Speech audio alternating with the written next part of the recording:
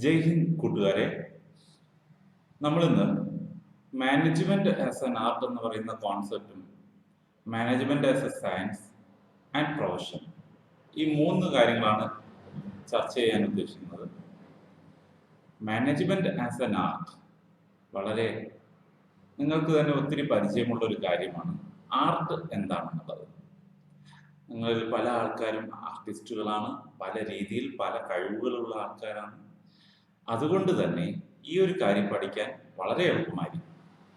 Art എന്ന് പറഞ്ഞാൽ എന്താണ്? നമുക്കുള്ള ഒരു പ്രത്യേക കഴിവാണല്ലേ. നിങ്ങളിൽ ചില ആൾക്കാർ നന്നായിട്ട് പാടാൻ കഴിവുള്ള ആൾക്കാരായിരിക്കും, വലിയ വലിയ ചിത്രങ്ങൾ വരയ്ക്കാനുള്ള കഴിവുള്ള ആളുകളായിരിക്കും, അത് പുതിയ രീതിയിൽ 3D ചിത്രങ്ങൾ വരയ്ക്കാൻ കഴിവുള്ള ആൾക്കാരായിരിക്കും, വീഡിയോ എഡിറ്റിങ്ങിനുള്ള കഴിവുള്ള ആൾക്കാരുണ്ടായിരിക്കും, പാടാൻ, ഡാൻസ് ചെയ്യാൻ, അങ്ങനെ പല കഴിവുകൾ ഉള്ള ആൾക്കാരായിരിക്കും നിങ്ങൾ.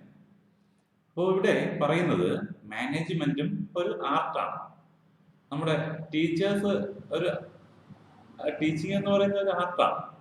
എന്ന് കഴിഞ്ഞാൽ വളരെ ഇൻട്രസ്റ്റിംഗ് ആയിട്ട് നല്ല ക്ലാസ് എടുക്കുന്ന ഒത്തിരി അധ്യാപകരുണ്ട്. കുട്ടികളെ ഒരിക്കലും ബോറടിപ്പിക്കാതെ രസകരമായ കഥകളിലൂടെയും കവിതകളിലൂടെയും പഠനം വളരെ എളുപ്പത്തിൽ കുട്ടികളിലേക്ക് എത്തിക്കുന്ന അധ്യാപകരുണ്ട്. അവരെയും നമുക്ക് ആർട്ടിസ്റ്റ് എന്ന് പറയാം. സോ ഇന്ന് നമുക്ക് മനസ്സിലാക്കേണ്ട കാര്യം മാനേജ്മെന്റ് എങ്ങനെയാണ് ആർട്ട് ആകുന്നത് എന്നുള്ളതാണ്. അതിന് നമ്മൾ എന്താണ് ആർട്ട് എന്ന് ആദ്യം അറിയണം. അതോടൊപ്പം തന്നെ ആർട്ടിന്റെ പ്രത്യേകതകൾ എന്താണെന്ന് അറിയണം. അതോടൊപ്പം തന്നെ മാനേജ്മെന്റ് എങ്ങനെയാണ് ആർട്ട് ആകുന്നതെന്നും അറിയണം. നമുക്ക് നോക്കാം എന്താണ് ആർട്ടെന്നും അതിന്റെ പ്രത്യേകതകൾ എന്തൊക്കെയാണ്. ഇവിടെ പറയുന്നത് പോലെ ആർട്ട് എന്ന് പറയുന്നത് ഒരു പ്രത്യേക കഴിവ് വേണ്ട ഒരു പ്രോസസ്സാണ്. നമുക്ക് നല്ലൊരു സ്കില്ലുണ്ടായിരിക്കണം. വരയ്ക്കാനായാലും, പടം വരയ്ക്കുന്നതിനായാലും, പെയിന്റിങ്ങിനായാലും, പാടുന്നതിനായാലും, മ്യൂസിക്കൽ ഇൻസ്ട്രുമെന്റ്സ് പ്ലേ ചെയ്യുന്നതിനായാലും പ്രത്യേകം കഴിവുണ്ടായിരിക്കണം. പിന്നെ പറയുന്ന പേഴ്സണൽ ആപ്ലിക്കേഷൻ, നമുക്കത് കറക്റ്റായിട്ട് അത് പ്രവർത്തിക്കാൻ, ഉപയോഗിക്കാൻ, പ്രാവർത്തികമാക്കാനുള്ള കഴിവുണ്ടായിരിക്കണം. സ്വയം അപ്ലൈ ചെയ്യാനുള്ള കഴിവുണ്ടായിരിക്കണം. നമുക്ക് കുറെ അറിവുണ്ടായിരിക്കും ഇതിനെക്കുറിച്ച്. അത് കറക്റ്റായിട്ട് ഡെവലപ്പ് ചെയ്യണമെങ്കിൽ നമുക്ക് തുടർച്ചയായിട്ടുള്ള പ്രവർത്തനങ്ങളിലൂടെ പറ്റത്തുള്ളൂ.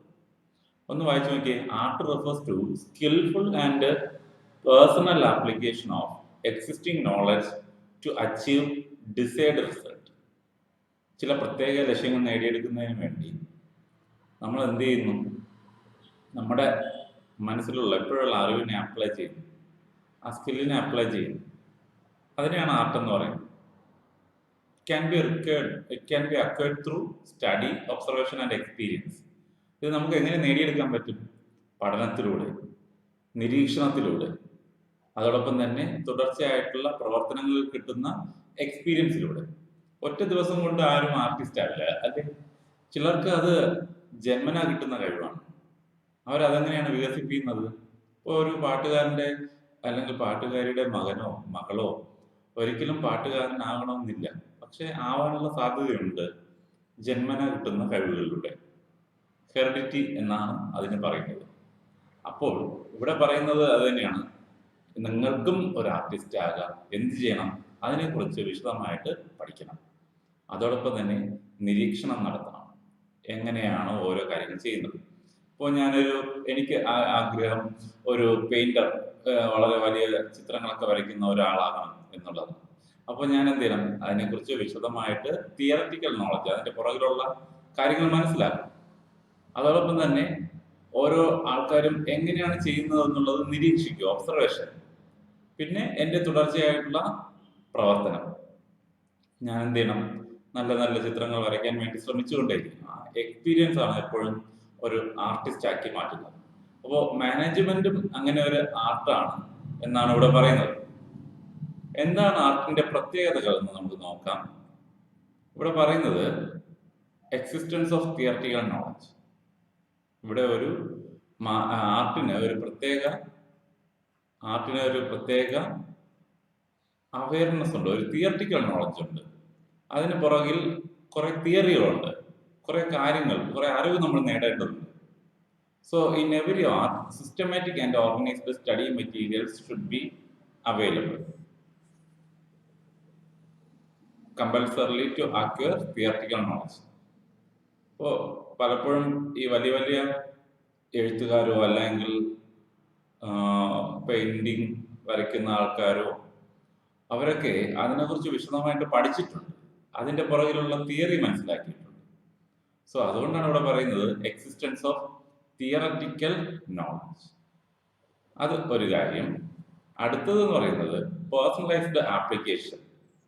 സോ ആർട്ടിന് പുറകിൽ ഒരു തിയറി ഉണ്ട്, പേഴ്സണലൈസ്ഡ് ആപ്ലിക്കേഷൻ, നമ്മുടെ തന്നെ വ്യക്തിപരമായിട്ടുള്ള ഉപയോഗം. The use of basic knowledge differs from person to person and thus art is very personalized concept. ഓരോ വ്യക്തികൾക്കും വ്യത്യസ്തമായിട്ടുള്ള കഴിവുകളാണുള്ളത്.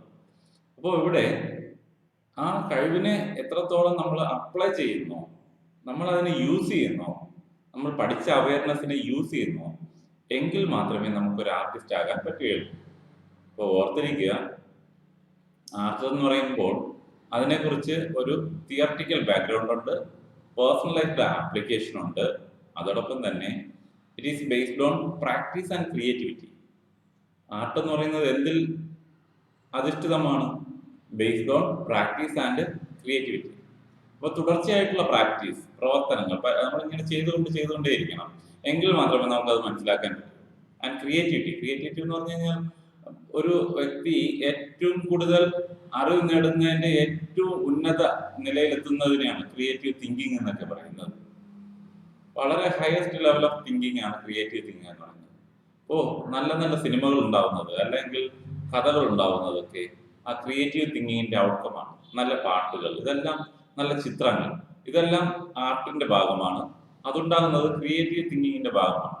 അപ്പോൾ എപ്പോഴും ആർട്ട് എന്ന് പറയുന്നത് അങ്ങനെയുള്ള ക്രിയേറ്റീവ് തിങ്കിങ്ങിന്റെയും പ്രാക്ടീസിന്റെയും ബേസിലുള്ളതാണ്. So art involves consistent and creative practice of existing theoretical knowledge. So already അവിടെ നിലനിൽക്കുന്ന അവയർനെസ്സിനെ കുറിച്ച് നമ്മൾ അതിനെക്കുറിച്ച് കൂടുതൽ പ്രാക്ടീസ് ചെയ്യും, ദെൻ ക്രിയേറ്റീവായിട്ട് തിങ്ക് ചെയ്യും. അങ്ങനെയാണ് ഒരു ആർട്ട് ഡെവലപ്പ് ചെയ്യുന്നത്. ഓർത്തിരിക്കുക, it is based on theoretical knowledge, പിന്നെ പറയുന്നത് എന്താണ്? Personal application, then practice and creativity.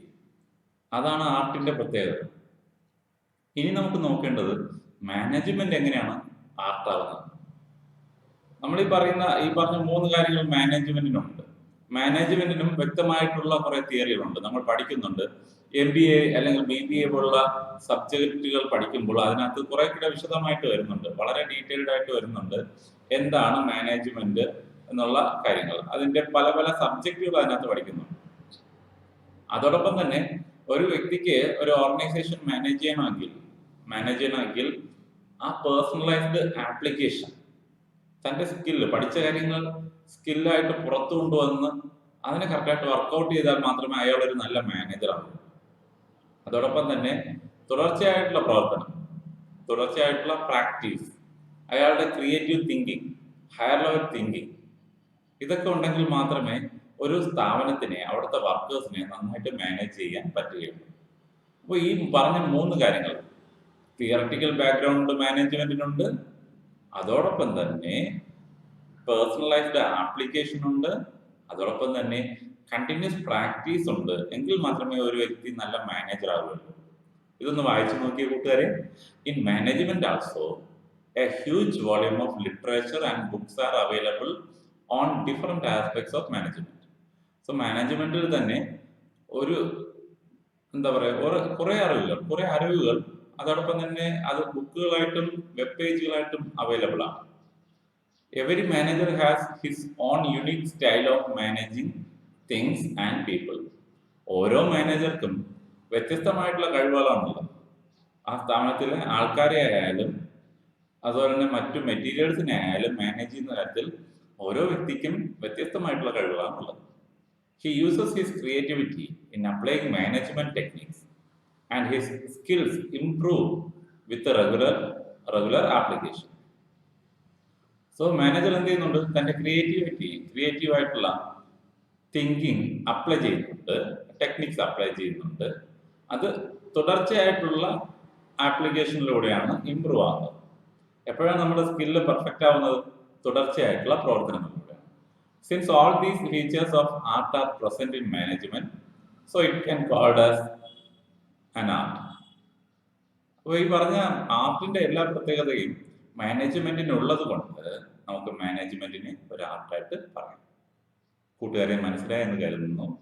അടുത്തത് നമുക്ക് നോക്കേണ്ടത് മാനേജ്മെന്റ് ആസ് എ സയൻസ് എന്താണെന്നുള്ളത്. Management as a science.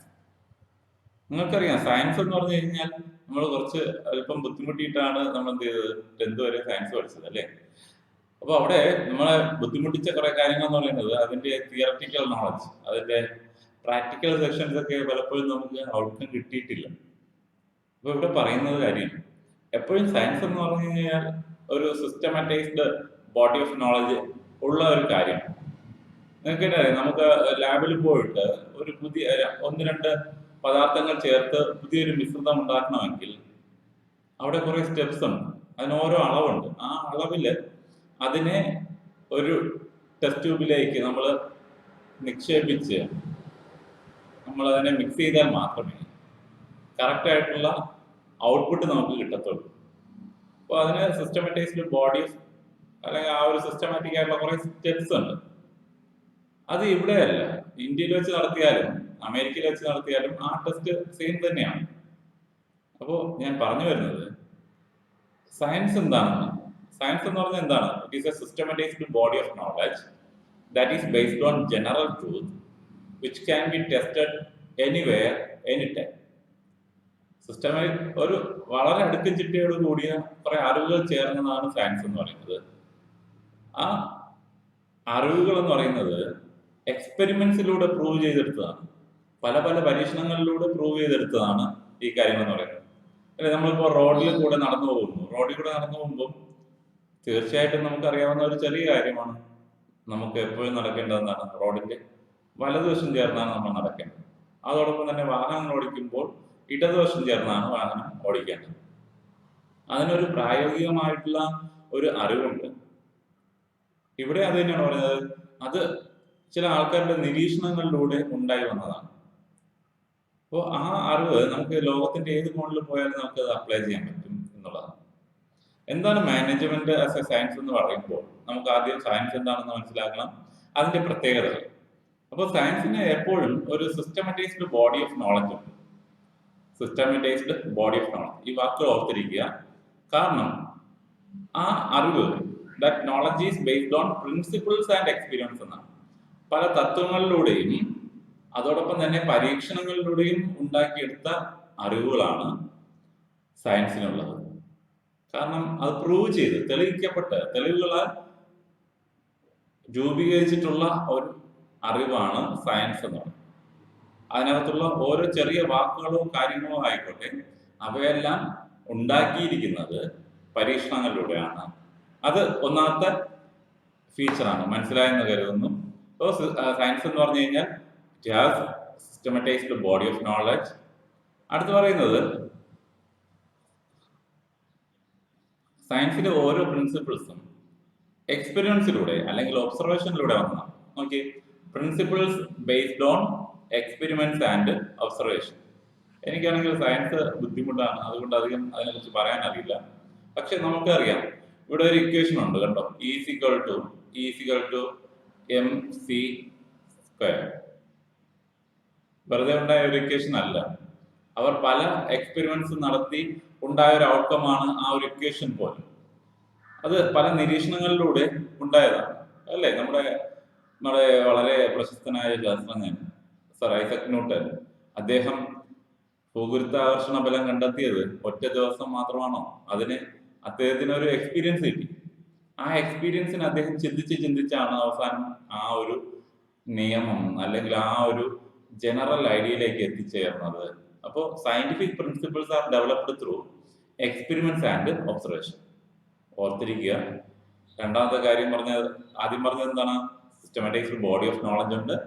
പിന്നെ പറയുന്നത് സയൻസിന്റെ പ്രിൻസിപ്പിൾസ് എന്ന് പറയുന്നത് അത് ഡെവലപ്പ് ചെയ്തിരിക്കുന്നത് എക്സ്പെരിമെന്റ്സ്, പരീക്ഷണങ്ങളിലൂടെയാണ്. അതോടൊപ്പം തന്നെ പല ആൾക്കാരുടെയും നിരീക്ഷണങ്ങളിലൂടെയാണ്. ഇപ്പൊ നമുക്കറിയാം, നിരീക്ഷണം എന്ന് പറയുമ്പോൾ ഓർത്തിരിക്കേണ്ട ഒരു കാര്യം, കുട്ടികളുടെ അറിവ് കൂട്ടണമെങ്കിൽ ക്ലാസ് റൂമിൽ കുട്ടികൾക്ക് പ്രാധാന്യം കൊടുക്കണം. പണ്ട് കാലത്ത് കുട്ടികൾക്ക് പ്രാധാന്യമില്ലായിരുന്നു. ടീച്ചർ ഇങ്ങനെ വെറുതെ വന്ന് സംസാരിച്ചു കൊണ്ടിരിക്കും, പഠിപ്പിച്ചുകൊണ്ടിരിക്കും, കുട്ടി കേൾക്കും. അതായിരുന്നു കുട്ടികൾക്ക് റോൾ വളരെ കുറവായിരുന്നു. പക്ഷേ ഇന്ന് എഡ്യൂക്കേഷണൽ എക്സ്പേർട്സ് പറയുന്നത്, റിസർച്ചേഴ്സ് പറയുന്നത് കുട്ടികൾക്കാണ് പ്രാധാന്യം, ടീച്ചറിന്റെ റോൾ കുറയ്ക്കും. അതുകൊണ്ടാണ് ടെക്നോളജി ഓറിയന്റഡ് ആയിട്ടുള്ള ഇങ്ങനെയുള്ള ഓൺലൈൻ ലേണിംഗ് മെത്തേഡ്സ് കൂടുതൽ വന്നത്. സോ അത് നിരീക്ഷണങ്ങളിലൂടെ ഉണ്ടായ ഒരു കാര്യമാണ്. അപ്പോൾ രണ്ടാമത്തെ പോയിന്റ് ഓർത്തിരിക്കുക, രണ്ടാമത്തെ ഫീച്ചർ ഓർത്തിരിക്കുക, principles based on experiments and observation. പിന്നെ പറയുന്നത് ഈ പ്രിൻസിപ്പിൾസിനൊക്കെ, ഈ തിയറട്ടിക്കൽ നോളജിനൊക്കെ യൂണിവേഴ്സൽ വാലിഡിറ്റി ഉണ്ടായിരുന്നു. യൂണിവേഴ്സൽ വാലിഡിറ്റി ഉണ്ടെന്ന്. E=mc² എന്ന് പറയുന്നത് ഇന്ത്യയിലല്ല, ആഫ്രിക്കൻ രാജ്യത്ത് പോയാലും അതോടൊപ്പം തന്നെ അമേരിക്കയിൽ പോയാലും സെയിം റൂളാണ്. ലോകം മൊത്തം അംഗീകരിച്ചിട്ടുള്ള, അവർ അതിന് മൂല്യം കൽപ്പിച്ചിട്ടുള്ള ഒരു കാര്യമാണ്. അപ്പൊ സയന്റിഫിക് പ്രിൻസിപ്പിൾസ് എന്ന് പറയുന്നത് ലോകത്ത് മൊത്തം ഗ്ലോബൽ ലെവലിൽ അംഗീകരിച്ചിട്ടുള്ള ഒരു കാര്യമാണ്, അവർ അപ്ലൈ ചെയ്യുന്ന കാര്യമാണ്. ഇപ്പോൾ ലാബിൽ നമ്മളിവിടെ നടത്തുന്ന ഒരു ടെസ്റ്റും അതേ റിസൾട്ട് നമുക്ക് കിട്ടുന്നുണ്ട് എവിടെ പോയാലും. അമേരിക്കയിൽ പോയാലും, ഇന്ത്യയിൽ നടത്തുന്ന അല്ലെങ്കിൽ കേരളത്തിൽ നടത്തുന്ന ഒരു ടെസ്റ്റ്, കോവിഡിനെ ബേസ് ചെയ്തിട്ടുള്ള ഒരു ടെസ്റ്റ് നടത്തുകയാണെന്ന് വെച്ചോളൂ, ആ ടെസ്റ്റിന്റെ റിസൾട്ട് അതേപടി അതേ ലെവലിൽ അതേ സ്റ്റെപ്സ് യൂസ് ചെയ്തുകൊണ്ട് അമേരിക്കയിൽ നടത്തിയാലും സെയിം റിസൾട്ട് ആയിരിക്കും കിട്ടുക. അത് പറയുന്നതാണ് യൂണിവേഴ്സൽ വാലിഡിറ്റി. എന്ന് വെച്ച് കഴിഞ്ഞാൽ ലോകത്തിന്റെ എവിടെ പോയാലും സയന്റിഫിക് പ്രിൻസിപ്പിൾസിന് സെയിം വാലിഡിറ്റി ആണ്, ഒരേ വാലിഡിറ്റി ആണുള്ളത്. ഒരേ വാലിഡിറ്റി എന്ന് പറഞ്ഞാൽ എന്താണ്? നമ്മൾ എപ്പോഴെല്ലാം അപ്ലൈ ചെയ്താലോ അപ്പോഴെല്ലാം തുല്യ റിസൾട്ടാണ് കിട്ടുന്നതെങ്കിൽ, ഒരുപോലത്തെ റിസൾട്ടാണ് കിട്ടുന്നതെങ്കിൽ അത് വളരെ വാലിഡ് ആണ്, ഉപയോഗിക്കാൻ പറ്റുന്നതാണ് എന്നുള്ളതാണ്. സോ യൂണിവേഴ്സൽ വാലിഡിറ്റി ഉണ്ട് എന്തിന്? നമ്മുടെ സയൻസിന്. സോ ഈ പറഞ്ഞ മൂന്ന് കാര്യങ്ങളും നമ്മുടെ മാനേജ്മെന്റിലും വരുന്നുണ്ട്. പക്ഷെ ഒരിക്കലും മാനേജ്മെന്റിനെ ഒരിക്കലും എക്സാക്ട് സയൻസ് എന്ന് പറയാൻ പറ്റില്ല, പൂർണ്ണമായിട്ടുള്ള ഒരു സയൻസ് എന്ന് പറയാൻ പറ്റില്ല. അതുകൊണ്ട് നമ്മൾ പറയുന്നത് മാനേജ്മെന്റ് എന്ന് പറയുന്നത് ഒരു സോഷ്യൽ സയൻസ് ആയിട്ടാണ് പറയുന്നത്. ഇൻഎക്സാക്ട് സയൻസ് എന്നും പറയുന്നുണ്ട്. ആ വാക്കോർത്തിരിക്കുക, ഇൻഎക്സാക്ട് സയൻസ് എന്നും പറയുന്നുണ്ട്. അപ്പൊ മാനേജ്മെന്റിന് ഈ പറഞ്ഞതുപോലെ മാനേജ്മെന്റിന് എന്തുണ്ട്? ഒരു സിസ്റ്റമാറ്റൈസ്ഡ് ബോഡി ഓഫ് നോളജ് ഉണ്ട്, അല്ലെ? അടുക്കും ചിട്ടയോടും കൂടിയ കുറെ കാര്യങ്ങൾ അതിനകത്ത് വരുന്നുണ്ട്. പിന്നെ പറഞ്ഞത് എന്താണ്? ഈ പറഞ്ഞ കാര്യങ്ങളൊക്കെ പല സ്ഥാപനങ്ങളിലും നമ്മുടെ ഹെൻറി ഫയോൾ അല്ലെങ്കിൽ FW ടൈലർ അതുപോലത്തെ മാനേജ്മെന്റ് എക്സ്പേർട്സ് അവരുടെ എക്സ്പെരിമെന്റ്സ് വഴിയും ഒബ്സർവേഷൻ വഴിയും ഡെവലപ്പ് ചെയ്തെടുത്ത തിയറികളാണ്. അതോടൊപ്പം തന്നെ അത് ഇന്ത്യയിലെ ഒരു സ്ഥാപനം മാനേജ് ചെയ്യുമ്പോഴായാലും അമേരിക്കയിലെയോ അല്ലെങ്കിൽ റഷ്യയിലെയോ ഒരു സ്ഥാപനം മാനേജ് ചെയ്യുമ്പോൾ നമ്മൾ സെയിം റൂളാണ് അപ്ലൈ ചെയ്യുന്നത്. നമ്മൾ അടുത്തൊരു ചാപ്റ്ററിൽ പ്രിൻസിപ്പിൾസ് ഓഫ് മാനേജ്മെന്റ് എന്ന് പറഞ്ഞൊരു കാര്യം പഠിക്കുന്നുണ്ട്. മാനേജ്മെന്റിന്റെ പ്രിൻസിപ്പിൾസ് അല്ലെങ്കിൽ തത്വം. അത് ഡെവലപ്പ് ചെയ്തെടുത്തത് ഹെൻറി ഫയോൾ എന്ന് പറയുന്ന ഒരു വ്യക്തിയാണ്. അദ്ദേഹം 14 പ്രിൻസിപ്പിൾസ് ഉണ്ടാക്കിയെടുത്തിട്ടുണ്ട്. 14 പ്രിൻസിപ്പിൾസിനും ലോകത്തിന്റെ എവിടെ പോയാലും തുല്യമായിട്ടുള്ള ആപ്ലിക്കേഷൻ ആണ്. ഒരു എക്സാമ്പിൾ ഞാൻ പറയട്ടെ. അതിനകത്തുള്ള ഒരു പ്രിൻസിപ്പിൾ എന്ന് പറയുന്നത് യൂണിറ്റി ഓഫ് കമാൻഡ് എന്നാണ്. യൂണിറ്റി ഓഫ് കമാൻഡ് അത് പറയുന്നത് ഇങ്ങനെയാണ്: ഒരു വ്യക്തി ഒരു സുപ്പീരിയറിൽ നിന്ന് ഓർഡേഴ്സ് സ്വീകരിക്കുക. ഒന്നിൽ കൂടുതൽ സുപ്പീരിയേഴ്സിൽ നിന്ന് ഓർഡേഴ്സ് സ്വീകരിച്ചു കഴിഞ്ഞാൽ അവിടെ കൺഫ്യൂഷൻ ഉണ്ടാകും എന്നുള്ളതാണ്. അപ്പോൾ ഇവിടെ പറയുന്നത്, ഫോർ എക്സാമ്പിൾ, ഒരു സ്ഥാപനത്തിനകത്ത് ഒരു സൂപ്പർവൈസർ ഉണ്ട്, ഒത്തിരി സൂപ്പർവൈസേഴ്സ് ഉണ്ട്, ആ സൂപ്പർവൈസറുടെ കീഴിൽ കുറെ വർക്കേഴ്സ് ഉണ്ട്. അപ്പോ ഒരു വർക്കർ, ഒരു എംപ്ലോയി എന്ത് ചെയ്യുക? തന്റെ ഒരു സുപ്പീരിയറിൽ നിന്ന് അല്ലെങ്കിൽ ഒരു സൂപ്പർവൈസറിൽ നിന്ന് കമാൻഡ്സ് സ്വീകരിക്കുക. ഒരു കാര്യത്തിന് പല ആൾക്കാരിൽ നിന്നും, പല സൂപ്പർവൈസേഴ്സിൽ നിന്നും കമാൻഡ് സ്വീകരിക്കുമ്പോൾ പല ഒപ്പീനിയൻ ആയിരിക്കും ഉണ്ടാക്കുക. അത് അവരെ കൺഫ്യൂഷനിലേക്ക് എത്തിച്ചേരും. അത് ഇന്ത്യയിൽ മാത്രമല്ല, ലോകത്തിന്റെ എവിടെ കോണിൽ പോയാലും ആ മനുഷ്യനുണ്ടാകുന്ന അവസ്ഥ എന്ന് പറയുന്നത് അത് തന്നെയാണ്. അതുകൊണ്ടാണ് പറയുന്നത് യൂണിവേഴ്സൽ വാലിഡിറ്റി, ആപ്ലിക്കബിലിറ്റി മാനേജ്മെന്റ് പ്രിൻസിപ്പിൾസിനും ഉണ്ട് എന്നുള്ളത്. സോ ഇതൊന്ന് വായിച്ചു നോക്കി. Management has systematic body of knowledge and its principles are developed over a period of time based on repeated experiments and observation. തുടർച്ചയായിട്ടുള്ള പരീക്ഷണങ്ങളിലൂടെയും നിരീക്ഷണങ്ങളിലൂടെയാണ് അത് ഉണ്ടാക്കിയെടുത്തിരിക്കുന്നത്, വിച്ച് ആർ യൂണിവേഴ്സലി ആപ്ലിക്കബിൾ, അല്ലെ? ആഗോളതലത്തിൽ നമുക്ക് അതിനെ ഉപയോഗിക്കാൻ പറ്റും. But they have to be modified according to the given situation. ഓരോ സാഹചര്യത്തിനനുസരിച്ച് വർഷങ്ങൾ കഴിയുന്നതോടെ അതിനെ മാറ്റിക്കൊണ്ടിരിക്കുക എന്നുള്ളത്. As the principles of management are not as exact as the principle of pure science. ഒരിക്കലും സയൻസ്, പ്യുവർ സയൻസ്, ഒറിജിനൽ സയൻസിന്റെ അത്ര സാമ്യമുള്ള പ്രിൻസിപ്പിൾസ് അല്ല മാനേജ്മെന്റിന്റെ. കാരണം കുറച്ച് എക്സ്പീരിയൻസ് വഴി ഉണ്ടാക്കിയെടുത്തതാണ്. ഒരിക്കലും അവിടെ രണ്ട് പ്രോഡക്റ്റിനെയോ ഒന്നും മിക്സ് ചെയ്തിട്ട് പുതിയൊരു പ്രോഡക്റ്റ് ഉണ്ടാക്കുന്നില്ല. മറിച്ച് കുറെ ഒബ്സർവേഷൻ, നിരീക്ഷണങ്ങളിലൂടെ ഉണ്ടാക്കിയെടുത്ത പ്രിൻസിപ്പിൾസ് ആണ്. So it may be called an inexact science. ഒരിക്കലും എക്സാക്ട് സയൻസ് അല്ല, ഒറിജിനൽ സയൻസ് അല്ല, മറിച്ച് ഇൻഎക്സാക്ട് സയൻസ്, ഏകദേശം സയൻസിനോടൊപ്പം സാമ്യമുള്ളതാണ് എന്ന് പറയും. സോ ഇവിടെ അടുത്ത് പറയുന്നത് എന്താണ്? The prominence of human factor in the management makes it A social science. കൂടുതൽ മനുഷ്യനെ കുറിച്ചുള്ള കാര്യമായതുകൊണ്ട്, മനുഷ്യനെ നിയന്ത്രിക്കുന്ന കാര്യമായതുകൊണ്ട് നമുക്ക് മാനേജ്മെന്റിനെ ഇൻഎക്സാക്ട് സയൻസ് എന്നോ അല്ലെങ്കിൽ സോഷ്യൽ സയൻസ് എന്നോ പറയും. മാനേജ്മെന്റ് ഓഫ് ഹ്യൂമൻ ബീയിങ് ആയതുകൊണ്ട് നമുക്കതിനെ സോഷ്യൽ സയൻസ് എന്ന് പറയാമെന്നാണ്. സോ കൂട്ടുകാരെ ഓർത്തിരിക്കുക, സയൻസ് എന്ന് പറഞ്ഞാൽ എന്താണ്, സയൻസിന്റെ പ്രത്യേകതകൾ എന്തൊക്കെയാണ്, അതോടൊപ്പം തന്നെ മാനേജ്മെന്റിന് എന്തുകൊണ്ടാണ് സയൻസ് എന്ന് പറയും. ഇനി നമുക്ക് ലാസ്റ്റ് ടോപ്പിക്കിലേക്ക് പോകാം. Management as profession. Management as profession. So വളരെ സിമ്പിൾ ആയിട്ടുള്ള ഒരു കാര്യമാണ്. നിങ്ങൾക്ക് അതിനെ പെട്ടെന്ന് കുറെ എക്സാമ്പിൾസ് പറയാൻ പറ്റുമെന്ന് കരുതുന്നു. എന്തുകൊണ്ടാണ് മാനേജ്മെന്റിനെ പ്രൊഫഷൻ എന്ന് പറയുന്നത്? നിങ്ങൾക്കറിയാമല്ലോ, പ്രൊഫഷൻ എന്ന് പറയുമ്പോൾ കുറെ എക്സാമ്പിൾസ് പറയാം. ഡോക്ടർ, ലോയർ, അല്ലെ, അതേപോലെ മാനേജർ, ടീച്ചർ, ഇവരൊക്കെ പ്രൊഫഷണൽസ് ആണ്. എന്തുകൊണ്ടാണ്? ഇവർക്കെല്ലാം നേരത്തെ പറഞ്ഞ പോലെ ഒരു well defined body of knowledge ഉണ്ട്. അത് അവരുടെ ബുദ്ധിപരമായിട്ടുള്ള കഴിവുകൾ വഴി, സെൻസ് ഓർഗൻസ് വഴി നേടിയെടുത്ത കുറെ കഴിവുകളുണ്ട്. പിന്നെ പറയുന്നത് എന്താണ്? ഒരു വ്യക്തി പ്രൊഫഷണൽ ആകണമെങ്കിൽ, ഇപ്പൊ ഒരു അഡ്വക്കേറ്റ് കുറച്ച് ഡിഗ്രി കാര്യങ്ങൾ പഠിച്ച് ഡിഗ്രി എടുത്തത് ഉണ്ടാവില്ല. പ്രൊഫഷണൽ അസോസിയേഷനിൽ മെമ്പർഷിപ്പ് ഉണ്ടാകും. പ്രൊഫഷണൽ അസോസിയേഷൻ എന്ന് പറയുമ്പോൾ അവരുടെ ബാർ അസോസിയേഷനിൽ അവർക്ക് മെമ്പർഷിപ്പ് ഉണ്ടാകും. ഒരു ഡോക്ടറിനാണെങ്കിലോ IMA മെമ്പർഷിപ്പ് ഉണ്ടാകും, ഇന്ത്യൻ മെഡിക്കൽ അസോസിയേഷൻ നൽകുന്ന മെമ്പർഷിപ്പ് ഉണ്ടാകും. ടീച്ചേഴ്സിനും അങ്ങനെയുള്ള മെമ്പർഷിപ്പ് അസോസിയേഷൻസ് ഉണ്ട്. സോ പ്രൊഫഷണൽ അസോസിയേഷൻ മെമ്പർഷിപ്പ് ഉള്ള ആളായിരിക്കണം. പിന്നെ ഇവർക്ക് കിട്ടുന്ന, പ്രൊഫഷണൽസ് കൂടുതലും കിട്ടുന്നത് എന്താണ്? ഡോക്ടേഴ്സ് വാങ്ങിക്കുന്നത് ഫീസാണ്, അല്ലെ? അഡ്വക്കേറ്റ്സും തന്റെ ക്ലയൻസിൽ നിന്ന് വാങ്ങിക്കുന്നത് ഫീസാണ്. അപ്പോ എന്താണ് പ്രൊഫഷൻ എന്ന് ചോദിച്ചു കഴിഞ്ഞാൽ ഇത്രയേ ഉള്ളൂ.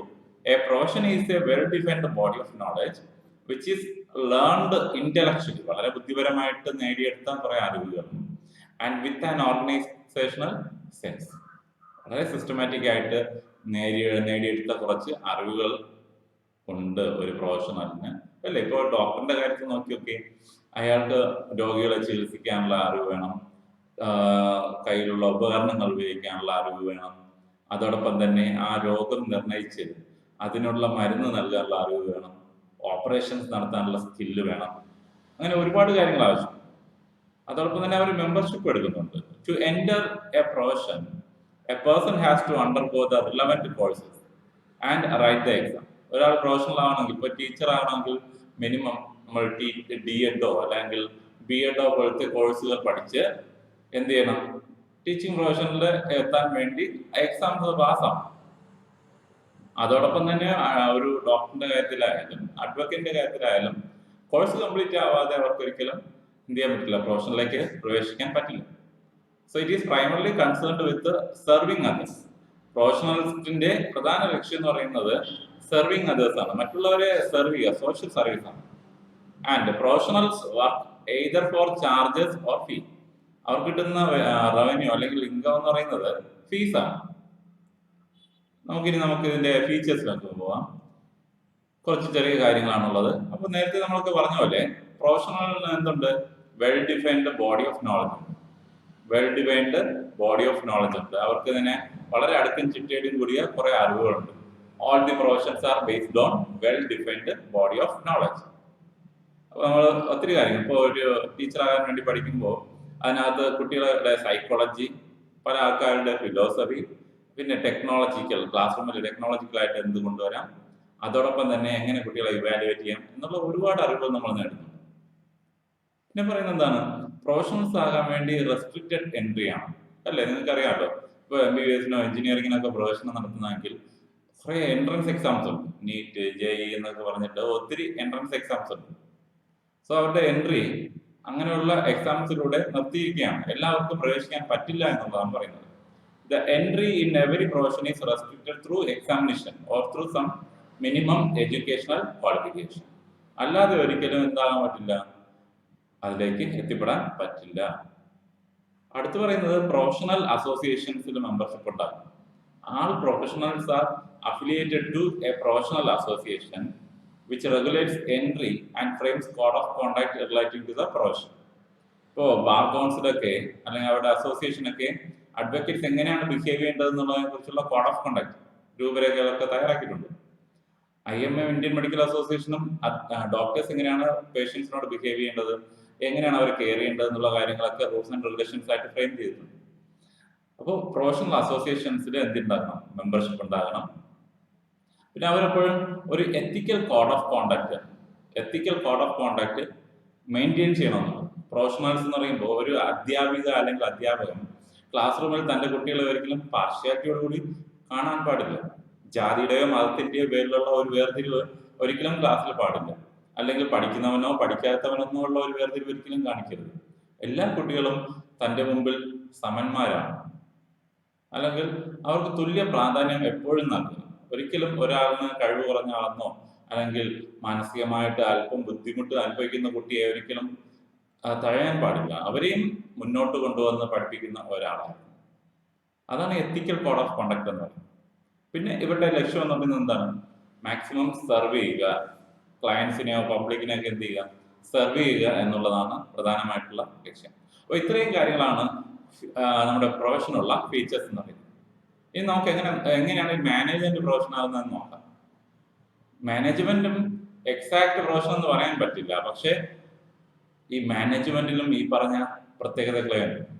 അവർക്ക് അറിവ് ഒത്തിരി ഉണ്ട്, പല ബുക്കുകളിൽ അത് ശേഖരിച്ചു വെച്ചിട്ടുണ്ട്, പല കോൺസെപ്റ്റുകളായിട്ട്. അക്കൗണ്ടിങ് എന്നും എക്കണോമിക്സ് എന്നും അതോടൊപ്പം തന്നെ ബിസിനസ് അഡ്മിനിസ്ട്രേഷൻ എന്നും പല സബ്ജക്റ്റുകളായിട്ട് ബിസിനസ് കമ്മ്യൂണിക്കേഷൻ, സ്റ്റാറ്റിസ്റ്റിക്സ് എന്നൊക്കെ പറഞ്ഞ് ഒത്തിരി സബ്ജക്റ്റുകളായിട്ട് മാനേജ്മെന്റിന്റെ അറിവുകളെ ഇങ്ങനെ അടുക്കി വെച്ചിട്ടുണ്ട്.